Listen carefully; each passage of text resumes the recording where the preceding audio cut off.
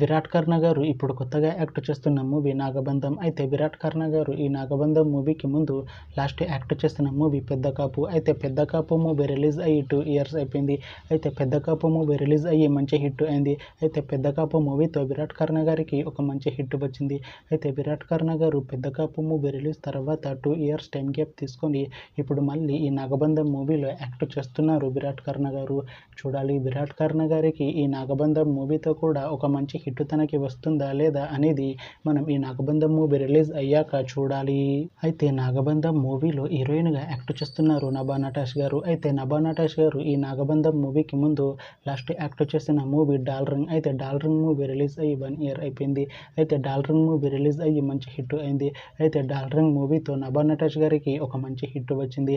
అయితే నభా నటాష్ గారు doll ring movie release తర్వాత 1 ఇయర్ టైం గ్యాప్ తీసుకొని ఇప్పుడు మళ్ళీ ఈ నాగబంధం మూవీలో యాక్ట్ చేస్తున్నారు నభా నటాష్ గారు.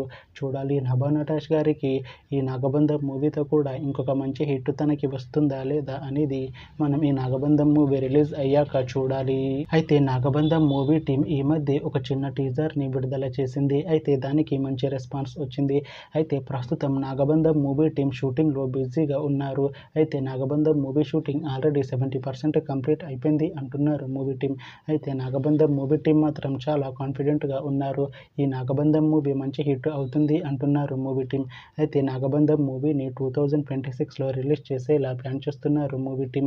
చూడాలి నాగబంధం మూవీ రిలీజ్ అయ్యాక మంచి హిట్ అవుతుందా లేదా అనేది మనం ఈ నాగబంధం మూవీ రిలీజ్ అయ్యాక చూడాలి. Thanks for watching this video friends. మీకు ఈ వీడియో నచ్చితే ఈ వీడియోని లైక్ చేయండి. ఇంకా ఇలాంటి మూవీ అప్డేట్స్ కోసం ఈ ఛానల్ని సబ్స్క్రైబ్ చేసుకోండి.